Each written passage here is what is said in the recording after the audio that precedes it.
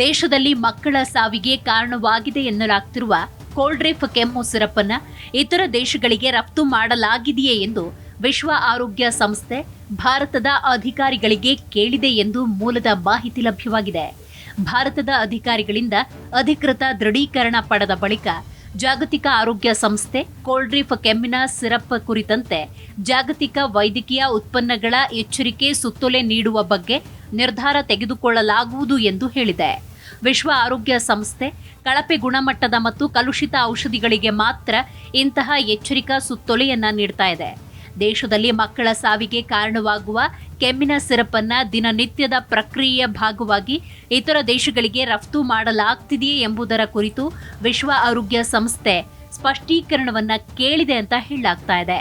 ಸದ್ಯ ಡೈಥಿಲಿನ್ ಗ್ಲೈಕಾಲ್ ಮತ್ತು ethylene glycol ಹೊಂದಿರುವ ಕಲುಷಿತ ಕೆಮ್ಮಿನ ಸಿರಪ್ ಸೇವನೆಯ ಬಳಿಕ 20 ಮಕ್ಕಳು ಮೂತ್ರಪಿಂಡದ ಸೋಂಕಿನಿಂದ ಸಾವಿಗೀಡಾಗಿರುವುದು ವರದಿಯಾಗಿದೆ. ಅಲ್ಲದೆ ಮಧ್ಯಪ್ರದೇಶದ 5 ಮಕ್ಕಳ ಆರೋಗ್ಯ ಗಂಭೀರ ಸ್ಥಿತಿಯಲ್ಲಿದೆ. ಇದಲ್ಲದೆ ರಾಜಸ್ಥಾನದಲ್ಲಿ ರಾಜ್ಯದ ವಿವಿಧ ಜಿಲ್ಲೆಗಳಲ್ಲಿ ಕೆಮ್ಮಿನ ಸಿರಪ್ ಸೇವಿಸಿದ ನಂತರ ಕನಿಷ್ಠ 3 ಮಕ್ಕಳು ಸಾವಿಗೀಡಾಗಿದ್ದಾರೆ ಅಂತ ಆರೋಪ ಮಾಡಲಾಗಿದೆ. ಕಲುಷಿತ ಕೆಮ್ಮಿನ ಸಿರಪ್ ಸೇವನೆಯಿಂದ ಮಕ್ಕಳು ಸಾವಿಗೀಡಾಗ್ತಿದ್ದಾರೆ ಎಂಬ ಆರೋಪದ ಹಿನ್ನೆಲೆಯಲ್ಲಿ ಮಾರುಕಟ್ಟೆಯಲ್ಲಿ ಬಿಡುಗಡೆ ಮಾಡುವ ಮೊದಲು ಕಚ್ಚಾ ವಸ್ತುಗಳು ಮತ್ತು ಔಷಧೀಯ ಉತ್ಪನ್ನಗಳು ಸಿದ್ಧಪಡಿಸಿದ ಸೂತ್ರೀಕರಣಗಳ ಪರೀಕ್ಷೆಯನ್ನ ಖಚಿತಪಡಿಸಿಕೊಳ್ಳುವಂತೆ ಭಾರತೀಯ ಔಷಧ ನಿಯಂತ್ರಕ ಎಲ್ಲ ರಾಜ್ಯಗಳು ಮತ್ತು ಕೇಂದ್ರಾಡಳಿತ ಪ್ರದೇಶಗಳ ಔಷಧ ನಿಯಂತ್ರಕರಿಗೆ ಮಾರ್ಗಸೂಚಿ ನೀಡಿದೆ. ಪ್ರಮಾಣಿತ ಗುಣಮಟ್ಟದಲ್ಲಿಲ್ಲ ಎಂದು ಘೋಷಿಸಲಾದ ಔಷಧಿಗಳ ಇತ್ತೀಚಿನ ತಪಾಸಣೆಯ ವೇಳೆ ಹಲವಾರು ತಯಾರಕರು ಬಳಕೆಗೆ ಮೊದಲು ನಿಗದಿತ ಮಾನದಂಡಗಳ ಅನುಸರಣೆಗಾಗಿ ಸಹಾಯಕ ಮತ್ತು ಸಕ್ರಿಯ ಪದಾರ್ಥಗಳ ಪ್ರತಿ ಬ್ಯಾಚ್ ಅನ್ನು ಪರೀಕ್ಷಿಸುತ್ತಿಲ್ಲ ಅಂತ ಡಿಸಿಜಿಐ ಹೇಳಿದೆ. ಅಲ್ಲದೆ ಮಧ್ಯಪ್ರದೇಶದ ಚಿಂದ್ವಾರದಲ್ಲಿ ಇತ್ತೀಚೆಗೆ ಕಲುಷಿತ ಕೆಮ್ಮಿನ ಸಿರಪ್ಗಳಿಗೆ ಸಂಬಂಧಪಟ್ಟ ಮಕ್ಕಳ ಸಾವುಗಳು ವರದಿಯಾಗಿದೆ. ಈ ಕೆಮ್ಮಿನ ಸಿರಪ್ಗಳ ಗುಣಮಟ್ಟ ಕಳವಳಕಾರಿಯಾಗಿದೆ ಎಂದು ಮಾರ್ಗಸೂಚಿಯಲ್ಲಿ ತಿಳಿಸಲಾಗಿದೆ. ಎಲ್ಲ ರಾಜ್ಯ ಕೇಂದ್ರಾಡಳಿತ ಪ್ರದೇಶಗಳ ಔಷಧ ನಿಯಂತ್ರಕರು ತಪಾಸಣೆಗಳ ಮೇಲೆ ಮೇಲ್ವಿಚಾರಣೆ, ಸುತ್ತೋಲೆಗಳ ಮೂಲಕ ತಯಾರಕರನ್ನ ಸಂವೇದನಶೀಲಗೊಳಿಸುವುದು ಇತ್ಯಾದಿಗಳ ಮೂಲಕ ಔಷಧಿಗಳ ತಯಾರಿಕೆ ಮತ್ತು ಮಾರುಕಟ್ಟೆಗೆ ಬಿಡುಗಡೆ ಮಾಡುವ ಮುನ್ನ ಪರೀಕ್ಷೆಯನ್ನ ಖಚಿತಪಡಿಸಿಕೊಳ್ಳಲು ಕ್ರಮ ವಹಿಸಬೇಕು. ಅಲ್ಲದೆ ತಯಾರಕರು ಅರ್ಹ ಮಾರಾಟ ವ್ಯವಸ್ಥೆಯನ್ನ ಹೊಂದಿದ್ದಾರೆಯೇ ಮತ್ತು ವಿಶ್ವಾಸಾರ್ಹ ಅನುಮೋದಿತ ಮಾರಾಟಗಾರರಿಂದ ಮಾತ್ರ ತಯಾರಕ ಪದಾರ್ಥಗಳು ಸೇರಿದಂತೆ ಕಚ್ಚಾ ವಸ್ತುಗಳನ್ನು ಸ್ವೀಕರಿಸುತ್ತಾರೆಯೇ ಎಂಬುದನ್ನ ದೃಢಪಡಿಸಿಕೊಳ್ಳಬೇಕು ಅಂತ ಮಾರ್ಗಸೂಚಿಯಲ್ಲಿ ಹೇಳಲಾಗಿದೆ.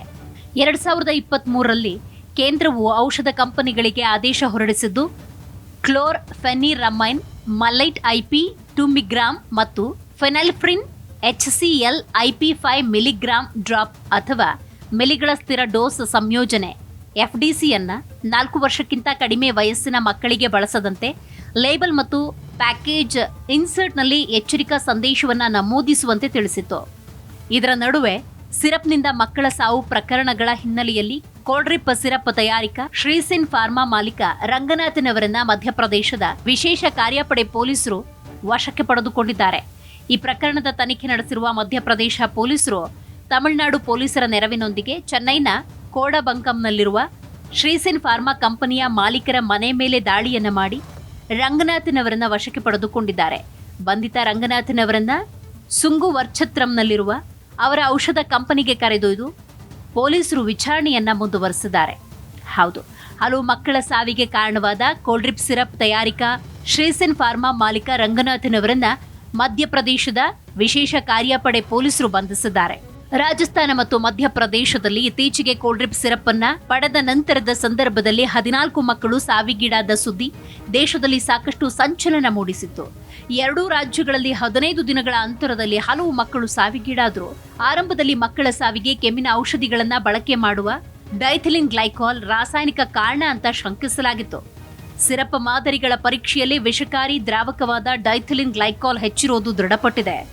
ಅಧಿಕಾರಿಗಳ ಪ್ರಕಾರ ಚೆನ್ನೈನ ಔಷಧ ಪರೀಕ್ಷಾ ಪ್ರಯೋಗಾಲಯದಲ್ಲಿ ಸರ್ಕಾರಿ ಔಷಧ ವಿಶ್ಲೇಷಕರು ನಡೆಸಿದ ಪ್ರಯೋಗಾಲಯ ವಿಶ್ಲೇಷಣೆಯಲ್ಲಿ ಸಿರಪ್ನಲ್ಲಿ ಅಧಿಕ ಪ್ರಮಾಣದಲ್ಲಿ ಡೈಥಿಲಿನ್ ಗ್ಲೈಕಾಲ್ ಇರೋದು ಪತ್ತೆಯಾಗಿತ್ತು. ಮೃತ ಮಕ್ಕಳ ಮೂತ್ರಪಿಂಡದ ಅಂಗಾಂಶದಲ್ಲಿ ಡೈಥಿಲಿನ್ ಗ್ಲೈಕಾಲ್ ಎಂಬ ರಾಸಾಯನಿಕ ಇರೋದು ತನಿಖೆಯಿಂದಲೂ ತಿಳಿದು ಬಂದಿದೆ.